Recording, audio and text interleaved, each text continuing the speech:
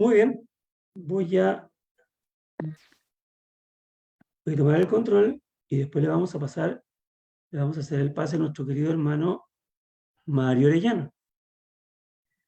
Voy a poner todos los micrófonos en silencio, queridos hermanos. Muchísimas gracias, muy buenas tardes a cada uno de ustedes. Gracias por estar aquí en este día domingo, en la tarde, para algunos tarde un poquito más temprano, otros un poquito más tarde, y transmitiendo de acá de la ciudad de Arica, Chile.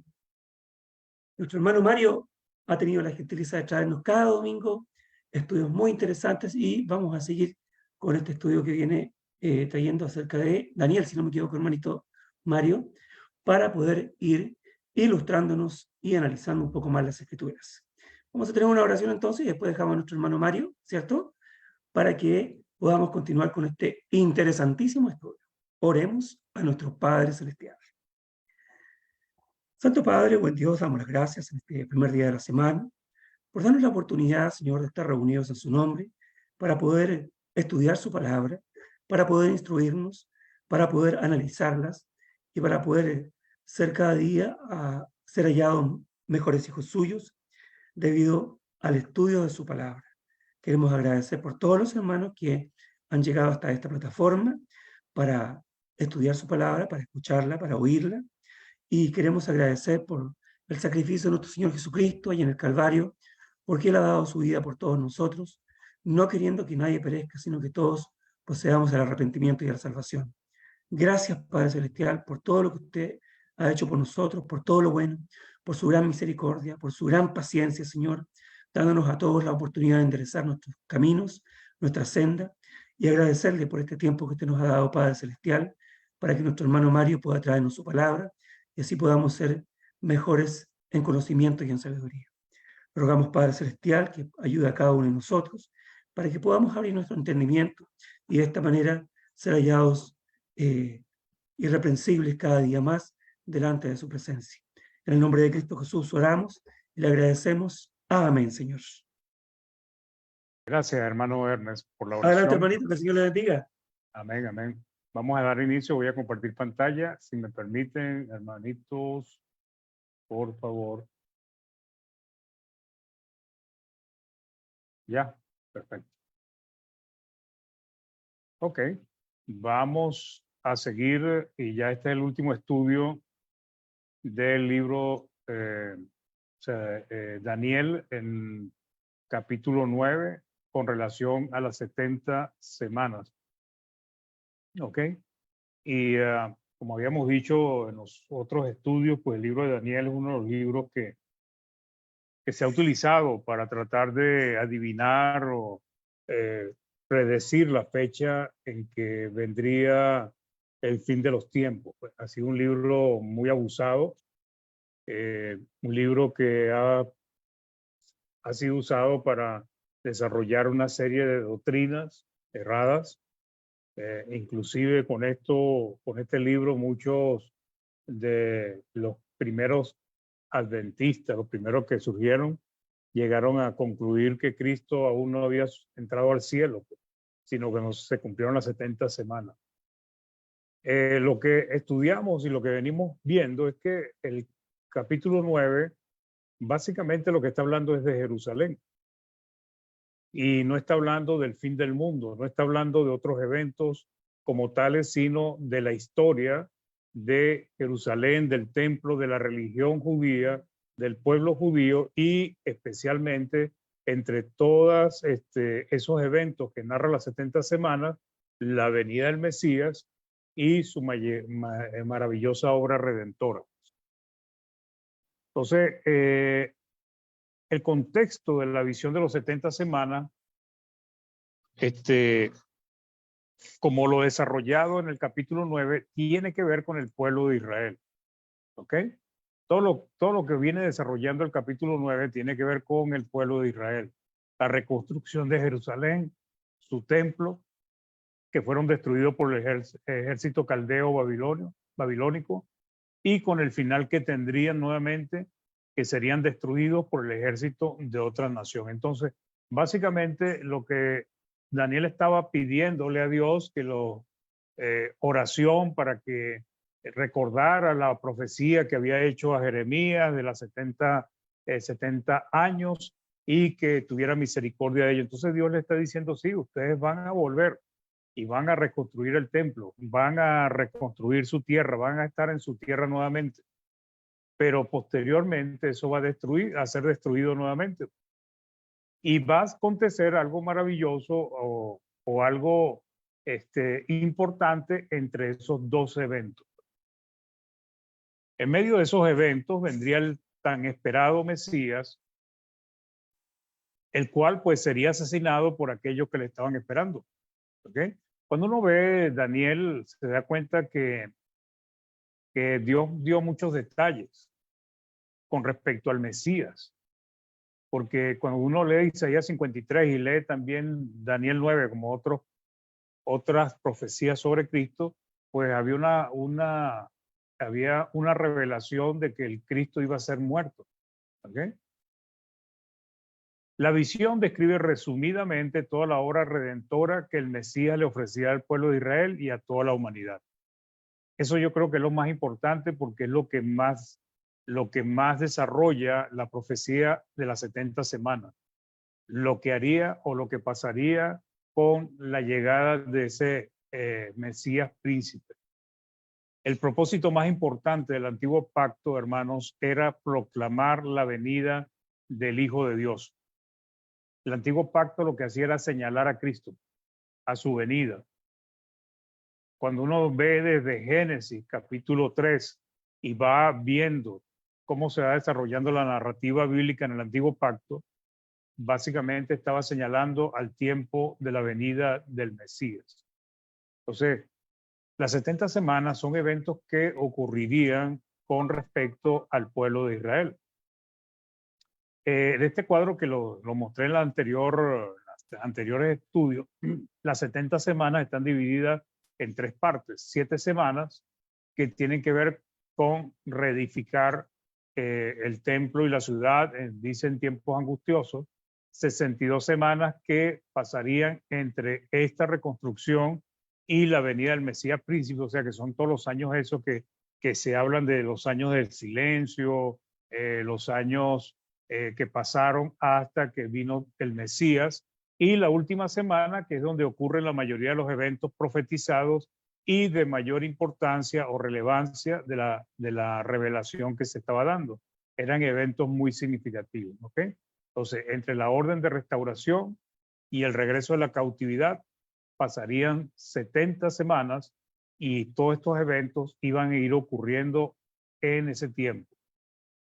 Entonces, lo que nos dicta o lo que nos dice la visión es que se terminaría la prevaricación, ya lo estudiamos en el primer estudio, se pondría fin al pecado, expiar la iniquidad, se estudió en el segundo estudio, ¿ok?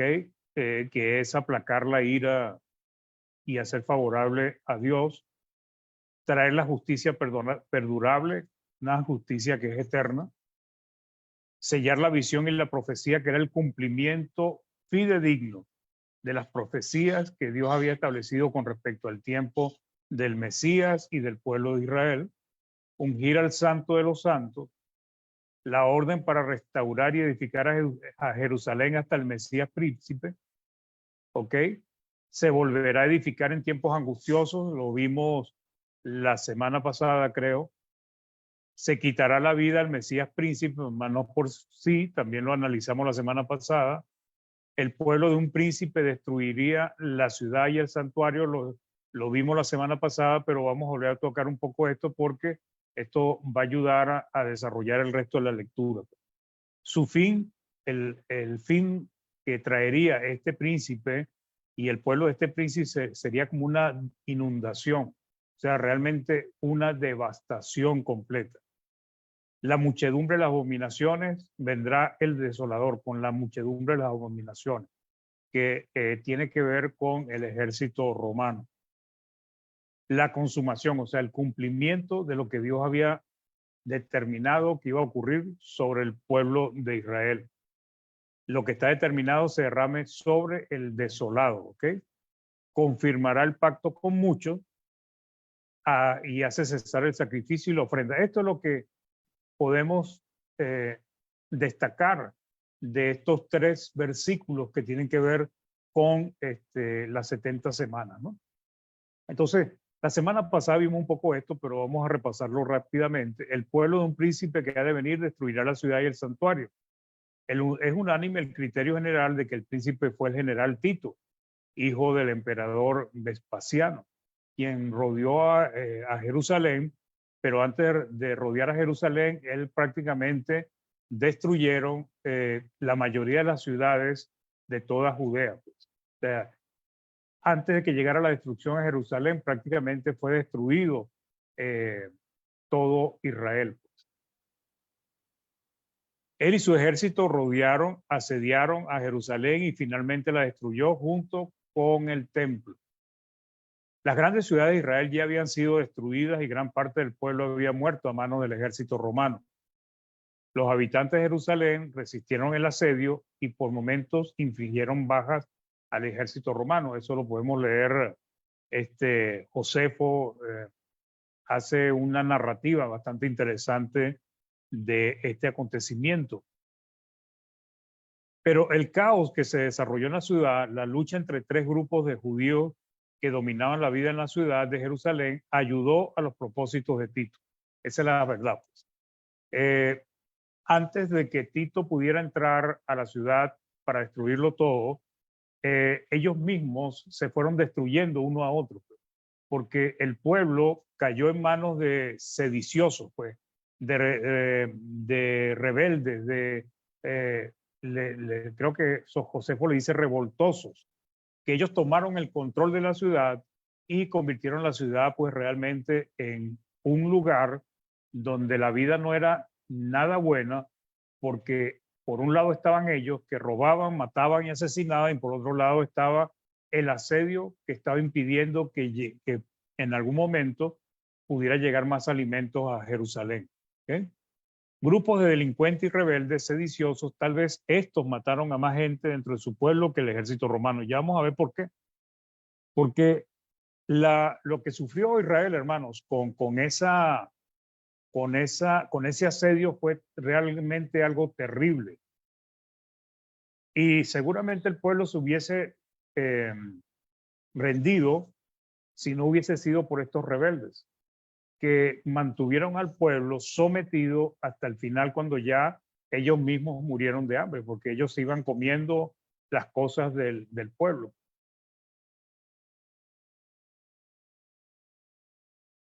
Una secta conocida como los celotes fue prácticamente quien tomó el control de la ciudad junto con otros, pero los celotes son los que más se nombran. Estos fueron los que depusieron las autoridades y generaron sedición en Jerusalén.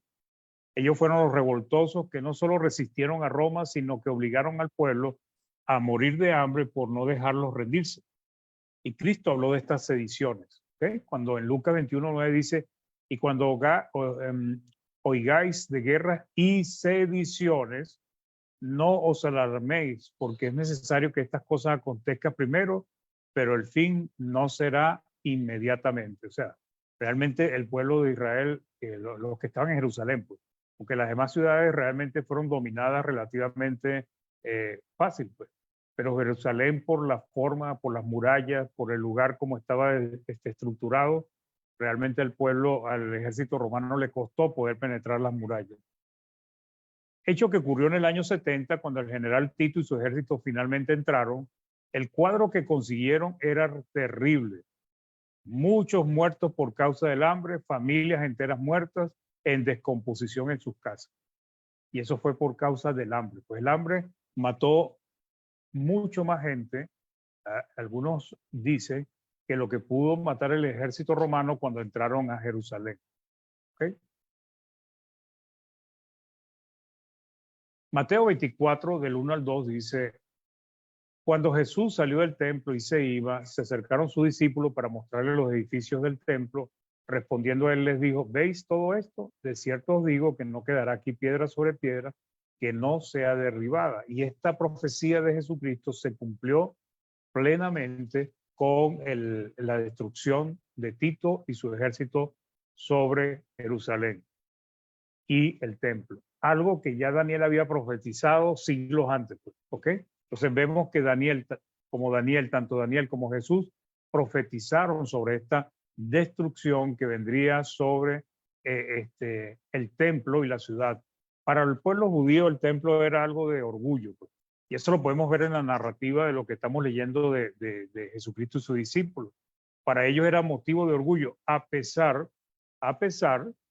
de que dicen algunos historiadores que el pueblo de Israel no amaba mucho ese templo o no le tenía tanta devoción o cariño porque fue reconstruido por Herodes, un edomita, pues, ¿ok? Pero sin embargo, para ellos era el centro de su vida, pues, de su religión, de su creencia, de su identificación como hebreo, como judío.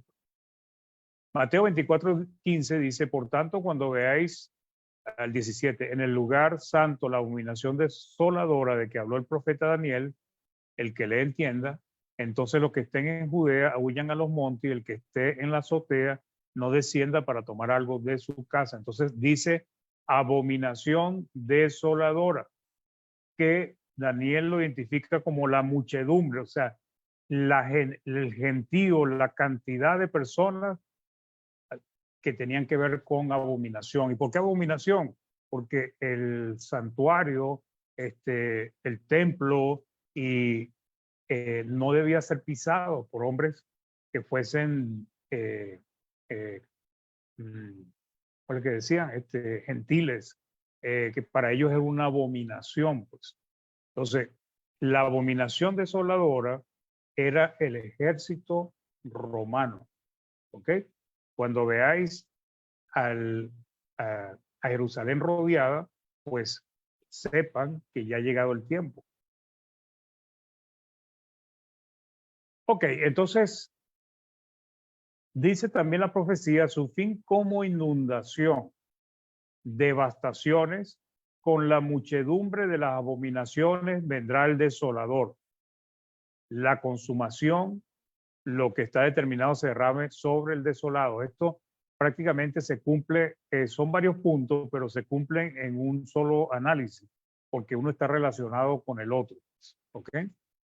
El templo había sido profanado por los mismos judíos sediciosos y revoltosos. ¿Ok?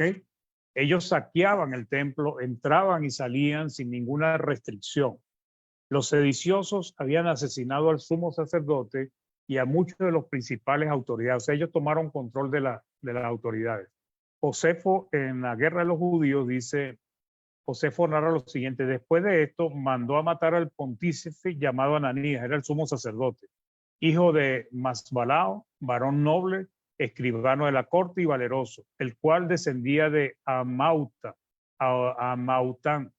y con estos otros 15 los demás nombres de todo el pueblo. Entonces, recuerden que solamente podían entrar los sacerdotes en el lugar santo, en todo lo que tenía que ver con las actividades, el lavamiento, todo eso tenía que ser los sacerdotes, y en el lugar santísimo solamente podía entrar el sumo sacerdote. Sin embargo, estos, como tomaron control, dieron, como hoy lo llamamos nosotros, un golpe de Estado, ellos básicamente, ellos mismos profanaban el templo, pero todavía el ejército romano estaba afuera asediándolo.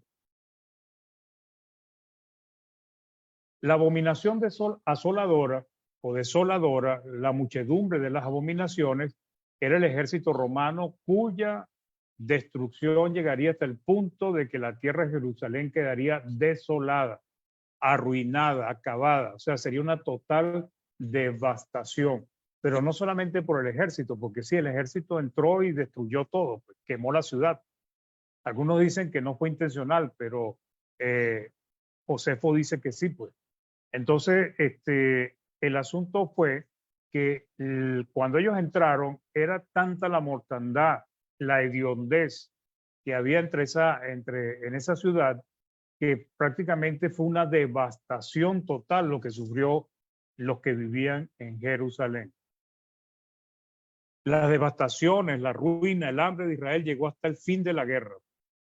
Lucas 21, del 20 al 21 dice, es Cristo hablando, dice, pero cuando viereis a Jerusalén rodeada de ejércitos, sabed entonces que su destrucción ha llegado. Entonces dice, entonces los que estén en Judea huyan a los montes y los que en medio de ella vayan, y los que estén en los campos no entren en ella.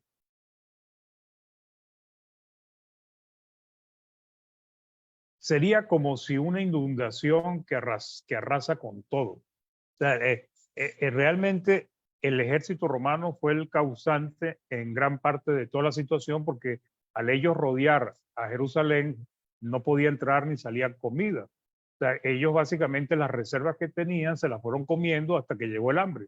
Entonces, eso siempre fue un sistema que usó los ejércitos que trataron de tomar control o de invadir Jerusalén, porque de esa manera diezmaba, desmoralizaba a los que estaban dentro de la ciudad. Daniel 9:26 dice, y el pueblo de un príncipe que ha de venir destruirá la ciudad y el santuario, y su fin será con inundación, y hasta el fin de la guerra, hasta que ellos entraron, durarán las devastaciones. ¿Ok? Entonces, estamos viendo, hermanos, que todo esto tiene que ver con Jerusalén y con la llegada del Mesías. ¿Por qué fue destruida Jerusalén? Porque mataron al Mesías príncipe, porque rechazaron al Mesías príncipe. ¿Ok? Y vino ese castigo sobre esa nación, de tal manera que cuando se destruyó el templo, ya no quedó en sí, no quedó la religión pura que había establecido Moisés. Ya ellos no podían hacer sacrificio de animales, y ya no había sumo sacerdote, ya no había sacerdotes, ya no había lavamiento, no había lugar santo, no, o sea, prácticamente se desmanteló la religión judía. Hoy en día, dicen que desde Babilonia se establecieron las sinagogas, pero las sinagogas lo que hacen es como figuras, sombras de lo que es la ley de Moisés, pero no la pueden cumplir, porque ni siquiera en este momento tienen sumo sacerdote. Tito y su ejército eran el desolador. ¿Ok? El pueblo de un príncipe. Josefo narra lo que él vio sobre el asedio y destrucción de Jerusalén, la muerte que se apoderó del pueblo por causa del hambre. O sea, Josefo fue un testigo en su historia, es uno de los escritos que se han mantenido hasta ahora, y fue escrito en el tiempo en que Israel estaba asediado y finalmente fue destruido, pues, Jerusalén. Esto dice él, ¿no? En su libro. Estaban las casas llenas de mujeres muertas de hambre y de niños, y las estrechuras de las calles estaban también llenas de hombres viejos muertos. Los mozos y mancebos andaban sin color, casi como muertos, por los mercados y plazas, y cuando sucedía que alguno muriese, todos quedaban muy amedrentados, pues no podían sepultar los muertos por el gran trabajo que había. ¿Y por qué era el gran trabajo? La cantidad de muertos que había. Sigue diciendo Josefo, morían finalmente muchos encima de los que sepultaban. O sea, habían hombres sepultando a otros, pero el hambre finalmente los dominaba y terminaban muriendo sobre los que habían sepultado.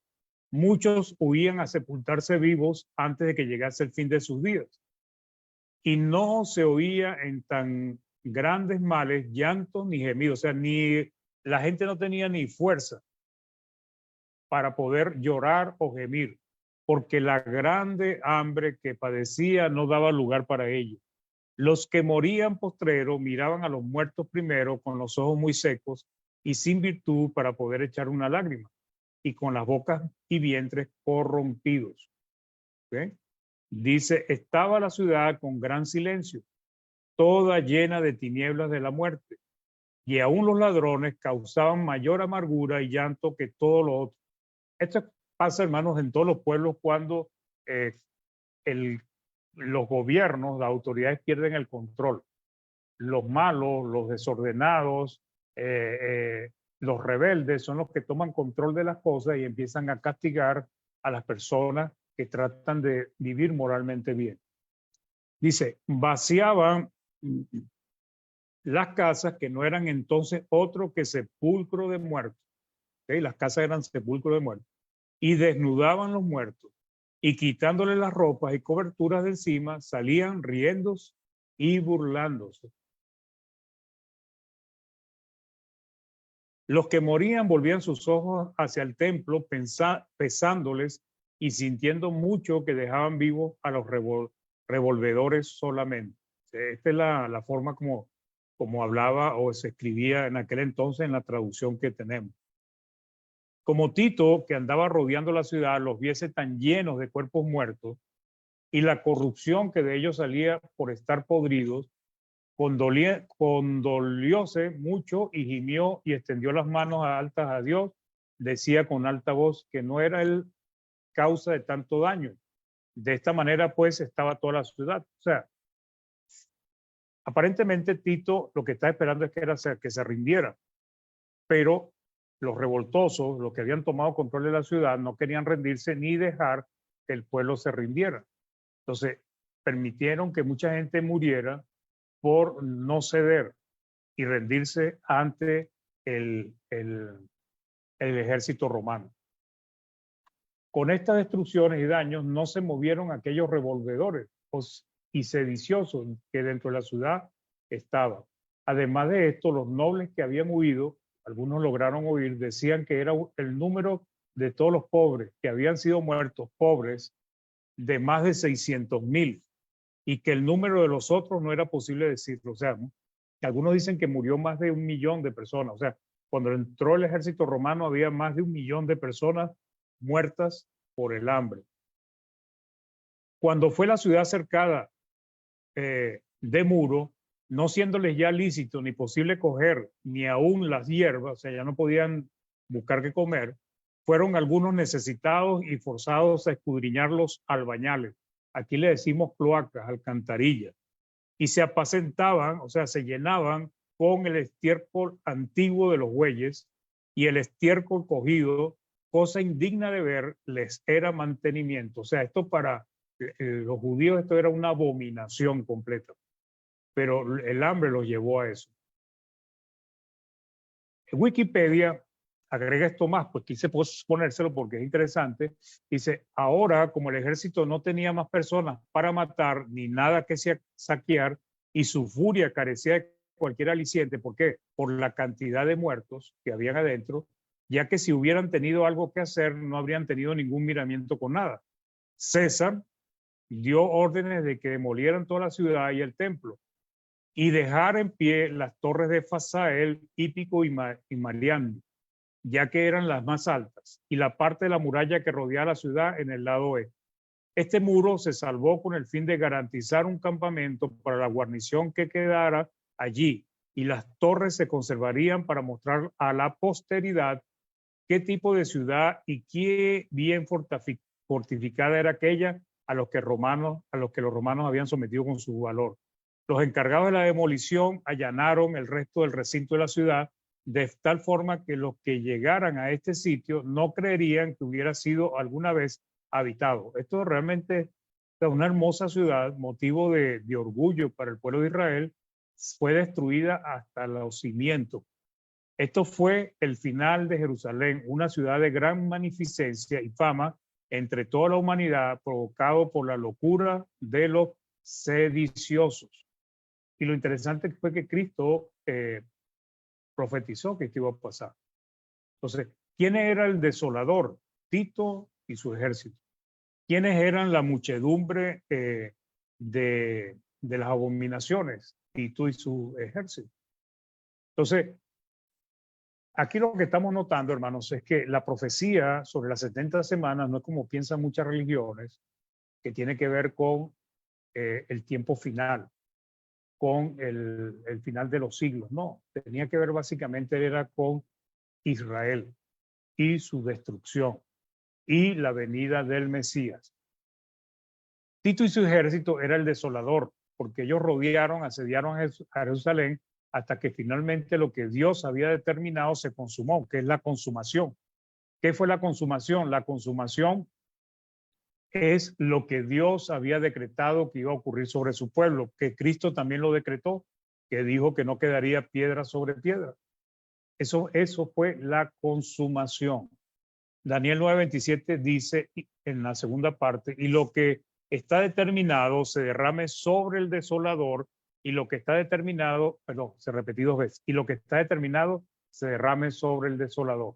Ahora, aquí hay una traducción que en el Reina Valera que pareciera que está hablando de la destrucción de Tito, pero no es así, pues.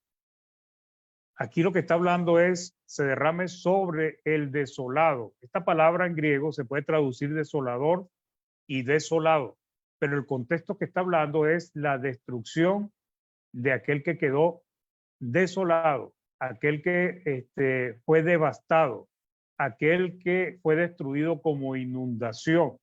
¿Ok? La versión moderna lo traduce así. Y luego sobre el ala de las abominaciones vendrá el asolador, y hasta la consumación y consumación decretada se derramará la ira sobre el pueblo asolado. ¿Ok? Una traducción que cuadra más con lo que estamos leyendo. Pues. No era el desolado, el Tito y su ejército los que estaban siendo destruidos, sino los que estaban siendo asolados era el pueblo de Israel, en este caso Jerusalén. Una mejor traducción se derrame sobre el desolado. Esto es, hasta que se derrame lo determinado sobre el pueblo desolado, devastado, arruinado por su desobediencia. La nueva versión internacional también dice, sobre una de las salas del templo cometerá horrible sacrilegio hasta que le sobrevenga el desastroso fin que le ha sido decretado. Entonces, lo que Dios ha profetizado, ¿okay? Lo que había decretado, finalmente se derramó sobre su pueblo en el año 70. Entonces, ¿qué pasó desde el año 70? El pueblo de Israel desde entonces ha adaptado el cumplimiento de la ley a un cumplimiento parcial. Hoy no pueden cumplir la ley de Moisés. ¿Por qué? No hay templo, no hay sacrificios, no hay libaciones, no hay ofrendas especiales, no hay sumo sacerdote ni sacerdotes, no hay lugar santo ni santísimo según la ley, y cualquier otra cosa, cantidad de cosas que podríamos listar.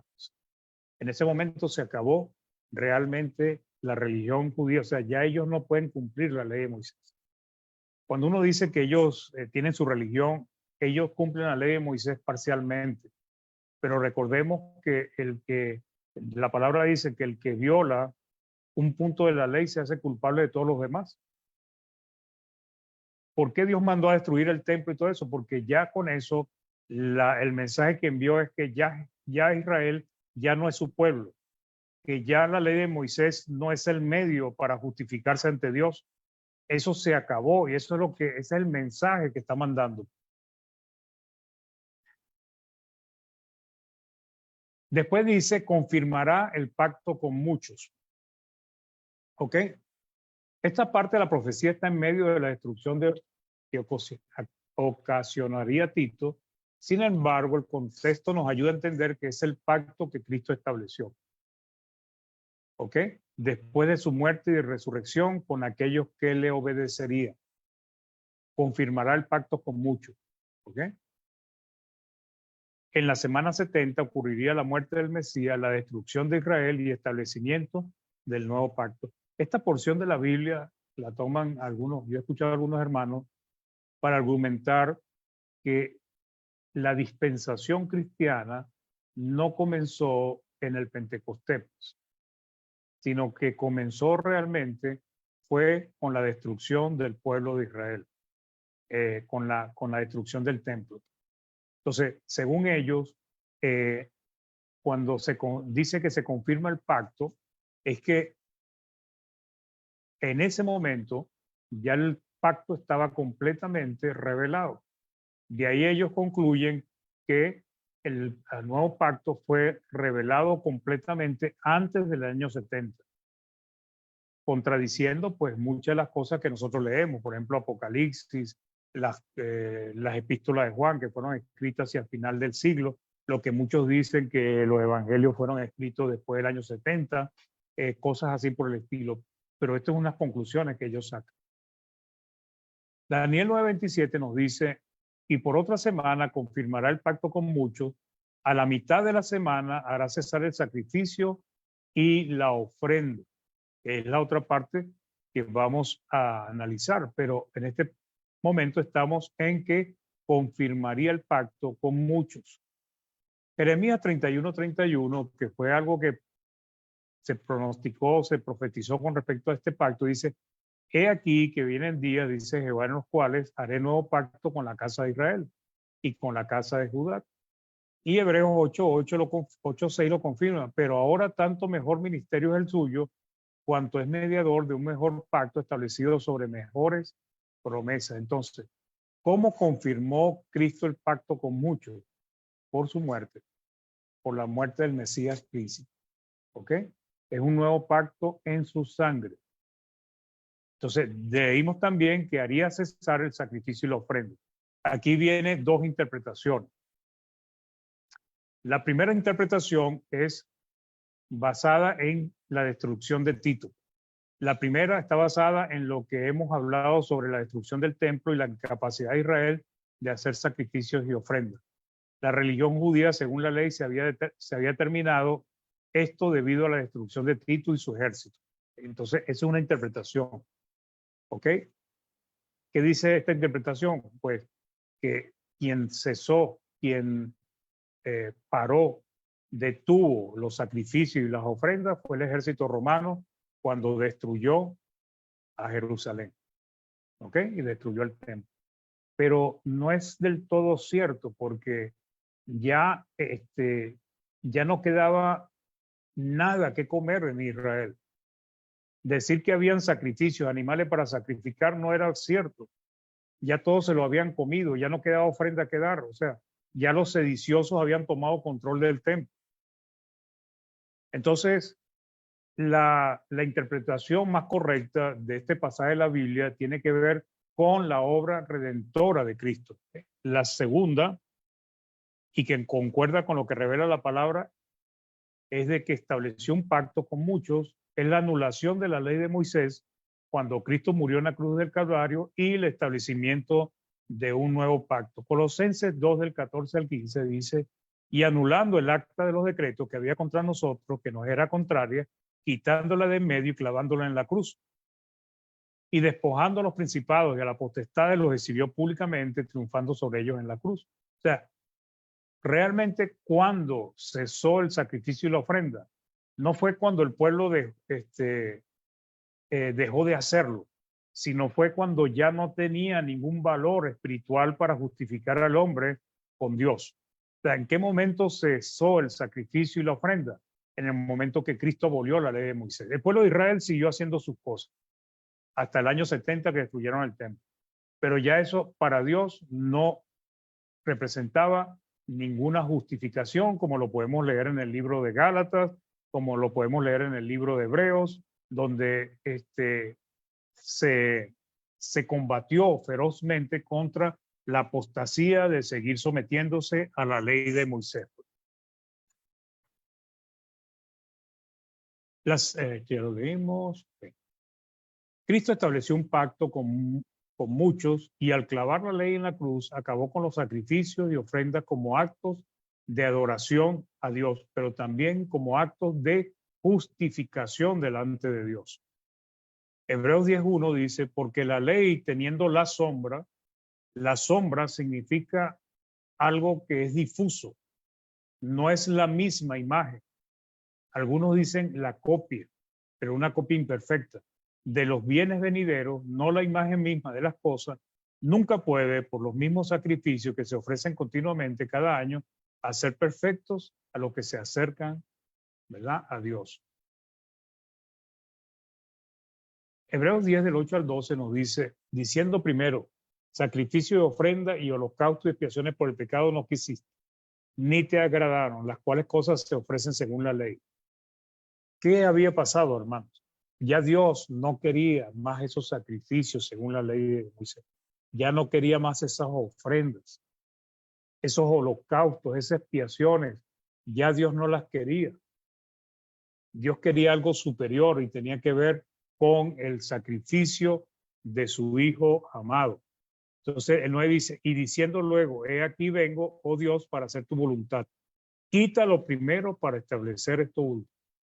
Quita estas cosas que se hacían según la ley de Moisés para establecer lo último. En esta voluntad somos santificados mediante la ofrenda del cuerpo de Jesucristo hecha una vez para siempre. Y ciertamente todo sacerdote está día tras día ministrando y ofreciendo muchas veces los mismos sacrificios que nunca pueden quitar los pecados. Pero Cristo, habiendo ofrecido una vez para siempre un solo sacrificio por los pecados, se ha sentado a la diestra de Dios. La ley era imperfecta. La ley no podía perfeccionar al que se acercaba a Dios por medio de ella. La ley no podía justificar, la ley no contemplaba el perdón de pecados. La ley lo que hacía era aplacar la ira de Dios sobre un pueblo pecador y especialmente un pueblo pecador que fueron pecados de ignorancia. Entonces no hay justificación delante de Dios por medio de la ley de Moisés y de esa manera Cristo hizo cesar el sacrificio y la ofrenda. Pero antes que viniese la fe, estábamos confinados bajo la ley, encerrados para aquella fe que iba a ser revelada. De manera que la ley ha sido nuestro ayo para llevarnos a Cristo, a fin de que fuésemos justificados por la fe. Pero venida la fe, ¿en qué momento llegó la fe? Ya lo sabemos, ya no estamos bajo ayo, o sea, ya no estamos bajo la ley. ¿Ok? Entonces, esto es las 70 semanas. Esto es lo que enseña la palabra y lo que nosotros podemos deducir del mismo contexto bíblico, tanto del libro de Daniel, el capítulo 9, como de todo el contexto bíblico y especialmente del nuevo pacto, que es donde realmente nos permite comprender claramente las cosas que se dijeron y se hicieron en el antiguo pacto. Un punto más que quisiera tratar con ustedes es la cronología y teoría del cumplimiento de las 70 semanas, ¿ok? Que es el gran problema que presentan muchas religiones, y no sé si algunos hermanos también, pero por lo menos lo he visto en las religiones del mundo, ¿ok? Al menos la palabra nos dice que desde que se dio la orden de reconstruir Jerusalén, hubo 3 éxodos, o sea, 3 regresos de los cautivos a Jerusalén. ¿Ok? El primero fue con Zorobabel en el año 536 a.C., por decreto de Ciro, rey de Persia. Profetizado por Isaías, este fue el primer éxodo. El segundo éxodo fue con Esdras en el año 457 a.C., por decreto del rey Artajerjes. Y el último éxodo fue de Nehemías, 444 a.C., por decreto del rey Artajerjes también. Entonces, usando la regla que usan mucho, que es la mayoría, que son 70 semanas, si ponemos un año por día, entonces serían igual las 70 semanas a 490 años, un año por día. En función de esta regla es que se han sacado conclusiones, se han buscado llegar a fechas y de esa manera, pues, a veces vamos a ver que esa manera de analizar la palabra no es conveniente porque realmente no cuadra. Ya vamos a ver por qué no cuadran los números, por qué no concuerda. Si tomamos como referencia el decreto de Ciro, los 490 años iniciarían en el año 536, cuando Ciro decretó la reconstrucción de Jerusalén. Y terminarían, cumplidos los 490 años, en el año 46 antes de Cristo. Pero 46 antes de Cristo, hermano, no es una fecha significativa en la narrativa bíblica. O sea, no pasó nada interesante, sino cosas cotidianas, comunes, de repente algún evento importante para el pueblo de Israel, pero que no era significativo dentro del plan de Dios. ¿Ok? Entonces, si tomamos la primera fecha, el 536, los 490 años se cumplirían en el año 46 antes de Cristo, antes de que viniera Cristo. Esto complica la doctrina de un día por año, porque el decreto de Ciro fue el primero en ser dado para reconstruir la ciudad y el templo. Y no coincide la fecha, 46 a.C., no ocurrió algún evento significativo en la narrativa bíblica. ¿Okay? Ese es el punto. O sea, el asunto es que quien Dios profetizó, quien Dios vio la visión de que iba a dar la orden para reconstruir Jerusalén, fue Ciro, no fue Artajerjes. ¿Ok? Entonces, como no cuadra la fecha con el decreto de Ciro, entonces ahí es donde viene el otro problema, y es que se busca cuadrar la fecha a como dé lugar. Además, Dios profetizó que el edicto saldría de su siervo Ciro. 2. Si se toma el decreto de Artajerjes en 450 a.C., los 490 años culminarían en el año 33 después de Cristo, que sí es una fecha significativa en la narrativa bíblica, el año en que Cristo fue crucificado. ¿Ok? Entonces, la mayoría dicen que lo que Dios profetizó, que se iba a decir o que mandó a profetizar, era un cumplimiento con Artajerjes, que ocurrió en el año 457. ¿Ok? Pero esto es un problema. ¿Por qué es un problema? Porque básicamente Isaías no profetizó sobre Artajerjes. Con esta fecha, los 490 años tendrían cumplimiento como lo profetizó Daniel cuando dijo se quitaría la vida al Mesías en el año 33. Daniel 9:26 dice, y después de las 70 semanas, 62 semanas, se quitará la vida al Mesías, mas no por sí. O sea, después de las 62 semanas, en la semana 70, se le quitaría la vida al Mesías.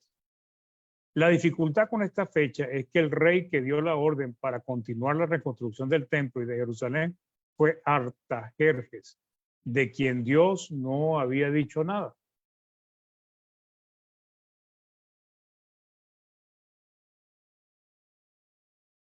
Si se acepta el cumplimiento de la profecía desde esta fecha y de este rey, estaríamos forzando la profecía.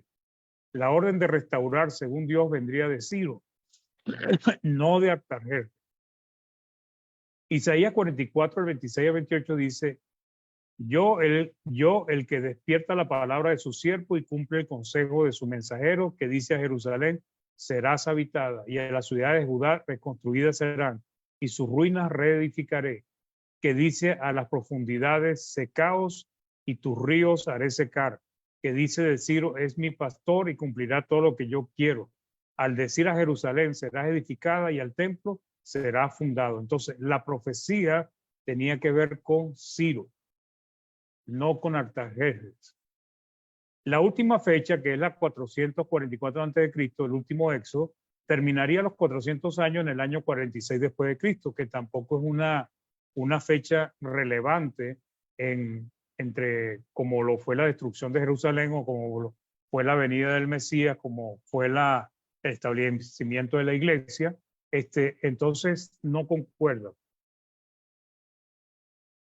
Sería llamativo y emocionante, que es lo que ha buscado mucho, que hubiese cumplimiento de los 400 años justamente con la muerte del Mesías y el decreto de Ciro, pero no hay coincidencia.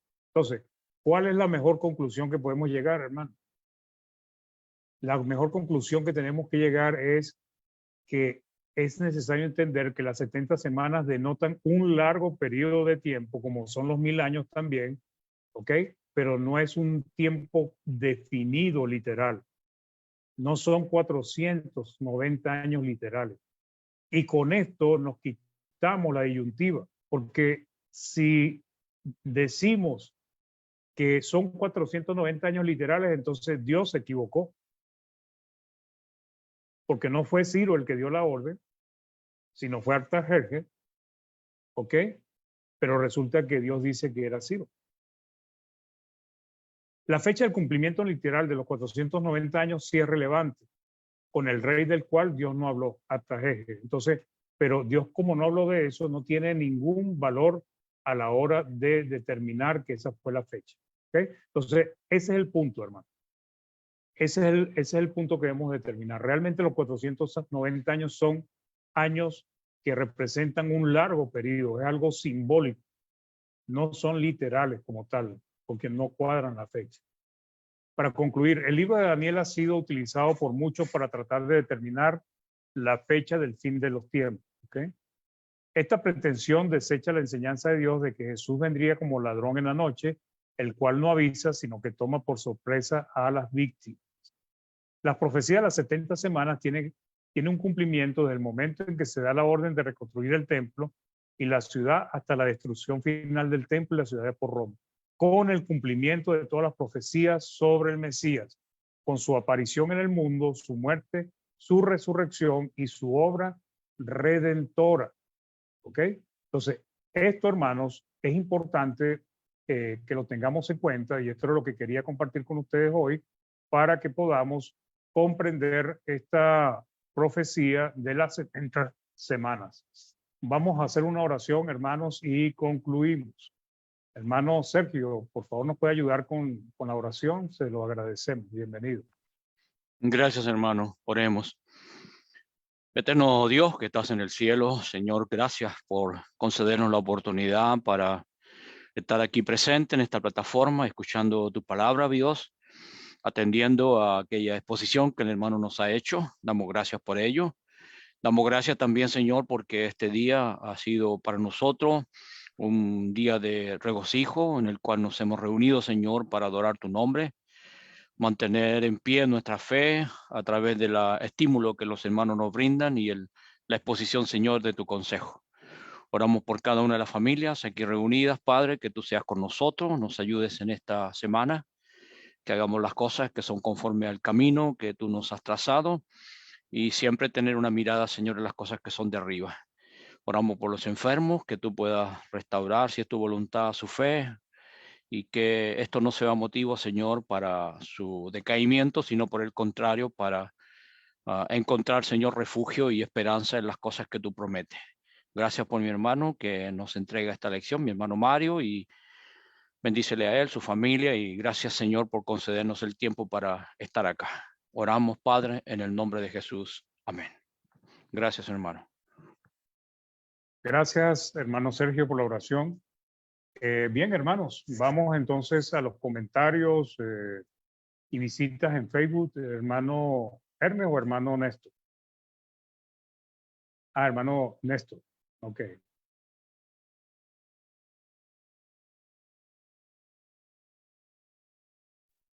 Ahora sí. Sí, hermano, vieron varias visitas ahí, la hermana Alicia Zamora, Nelly Ávila, Vanessa Vegaraya, Osvaldo Moreno, Maritere Pérez, Celia Olinda Soto, Rubela Cortés López y John Nilsson Rivero. Todos ellos estuvieron ahí. A ver si dejaron algún mensaje. Maritere Pérez dice: la paz de nuestro Dios sea con cada uno de ustedes, hermanos en Cristo. Rubela Cortés López dice: Dios les bendiga siempre, hermanos. Gracias por tan excelente lección. Maritere Pérez dice: amén. Y eso sería todo. Bueno, gracias, hermano Néstor. Gracias pues a los que nos visitan en Facebook, los hermanos que nos visitan por sus comentarios también, muchas gracias. Y a los hermanos que están aquí en Zoom igualmente. Para nosotros pues es motivo de ánimo para poder compartir la palabra con hermanos que tienen la buena disposición de escucharla. Bien, hermanos, si hay algún comentario, alguna pregunta, alguna duda, algo que agregar, pues bienvenidos. ¿Ahí en el chat tiene alguno? Vamos al chat. María Elena, buenas tardes, hermanos. Dios les bendiga. Dios les bendiga a usted, mi hermana María Elena, a la hermana Marisa Figueroa. Buenas tardes, hermanos. Feliz día del Señor. Igualmente, hermana María Elena, yo también los extraño, hermanita de mi corazón. Eso fue con alguna hermana. Amén. Hermanos, Dios les bendiga. Feliz día. Okay, es mi hermana Carmen que se está despidiendo. Eso, hermanos. ¿Algo que quieran agregar o comentar, hermanos? Hermano, yo le puedo hacer una consulta. Mire, resulta que la otra vez en un estudio que hicimos durante la semana en esta misma plataforma, un hermano que habló bueno, estaba predicando en ese entonces, el hermano Ralph Mitchell estaba hablando justamente, hizo una intervención al final del estudio, un hermano que no me acuerdo cómo se llama, que habló acerca justamente de que el Antiguo Testamento, si no me equivoco, decía, no, o sea, o el Nuevo Testamento no comienza el día de Pentecostés, sino que termina cuando Daniel habla, ¿ya? Y no me acuerdo, usted, hermano Néstor, también estaba ahí, o creo que yo le hice el alcance. Jaime Restrepo. Jaime Restrepo. Jaime Restrepo, él fue. Y él decía que eso había comenzado justamente desde el momento que habla Daniel en su libro, ¿ya? ¿Me podría explicar brevemente, por favor? Porque esa es la duda que no me... Yo estoy convencido, obviamente, que comienza el día de Pentecostés, bueno, se hace el término del Antiguo Testamento en la cruz de Cristo y todo eso. Pero ¿por qué dicen eso y por qué el hermano dijo eso? ¿Me podría explicar un poquito, por favor, Sí, brevemente? bueno, sí, hermano, básicamente es la interpretación del libro de Daniel, ¿no? En Daniel 7:14, que lo vamos a leer, dice 7, 13 y 14, dice, miraba yo en la visión de noche y aquí con las nubes del cielo venía uno como un hijo de hombre, que vino hasta el anciano de días y le hicieron acercarse delante de él. Y le fue dado dominio, gloria y reino para que todos los pueblos, naciones y lenguas le sirvieran. Su dominio es dominio eterno que nunca pasará y su reino uno que no será destruido. Entonces dice, he aquí con las nubes del cielo venía uno como un hijo de hombre. Hijo de hombre es una manera como se describe a Cristo y él mismo se describió, pues. ¿Ok? Cristo está hablando de la profecía de cuando Cristo fue al cielo, que vino al anciano de Dios. O sea, ¿se acuerdan que él pasó 40 días con sus discípulos? Sí. Después, en los 40 días fue alzado al cielo y después a los 10 días vino el Espíritu Santo. Entonces, pero aquí dice que se le dio gloria, reino y dominio para todos los pueblos. Entonces, de ahí se concluye que la iglesia no comenzó en el Pentecostés,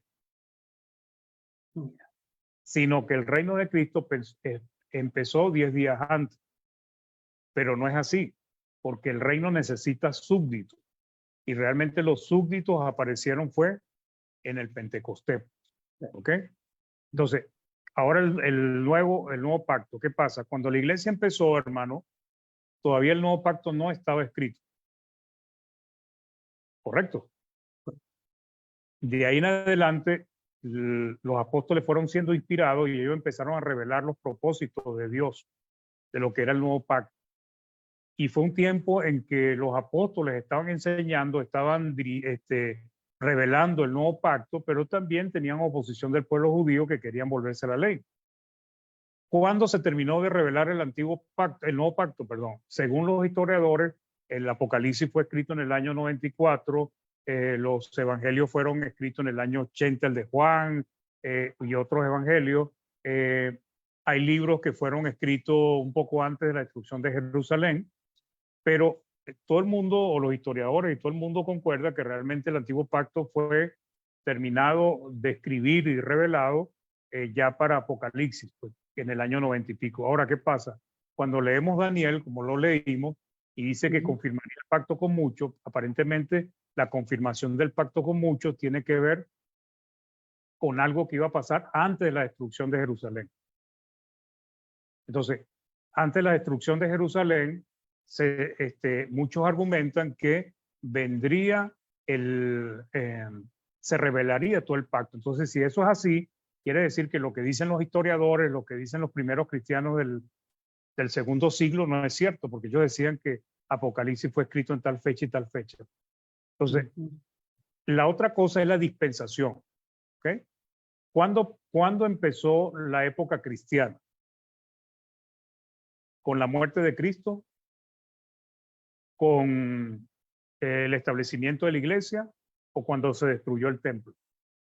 Entonces, ellos toman todo esto, hermano, para argumentar que realmente la dispensación cristiana comenzó después de la destrucción del templo y que el pacto la dispensación cristiana, el pacto que ya estaba establecido, que ya habían escrito según ellos para el año 70, de ahí en adelante fue que empezó a lo que fue la dispensación cristiana, porque ya tenían el nuevo pacto en su mano.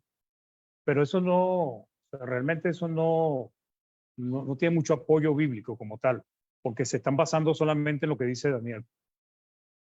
Ok. No sé si di muchas vueltas y lo enredé más. No, hermano, no, sí, me queda un poquito más claro, pero me gustaría seguir estudiando después con más tiempo en vez Bueno. de quitarles tiempo ahora, pero está bien. Sí, voy entendiendo poco a poco. Gracias, hermano. De nada. Como decimos aquí en Venezuela, no aclare que oscurece. Bueno, eso es lo que hizo ahora, pues, hermano. Porque voy a hacer. Así es. Bueno, Bueno, ¿algo más, hermanos? ¿No? Bueno, entonces vamos a despedirnos, que Dios les bendiga, que estén bien. De todos modos, estoy pensando en desarrollar toda una serie de libros de Daniel, ¿no? Pero vamos a ver, pues, que eso tiene su trabajo, pero vamos a ver si lo logramos. Bueno, mis hermanos, cuídense, Dios me los bendiga, una excelente semana, una feliz tarde, pues, y gracias por acompañarnos. Que Dios les bendiga. realmente, hermanito. Gracias, hermanito. Bueno, Dios hermano, bendiga. esté muy bien. Hasta luego. Hasta luego. Hermano David, Excelente semana. igual, hermana María Elena, hermana Mariela, Dios les bendiga. La visita iba manejando y iba mirando el No celular. vaya a chocar, hermano David. No, hermano, voy con mucho cuidado. Vaya. Chao, que Gracias, Señor le hermano bendiga. Mario, gracias. De nada, hermano. Gracias. Buenas Gusto en tardes con saludarles. todo. Gracias, hermano. Buenas tardes, Hermana Mariela, Dios buenas le tardes. bendiga. Bien, pues, las 70 semanas. Ahí entre los mismos cristianos fieles hay diferencia en eso. Sí, ahí todavía está grabando en Facebook, ¿no?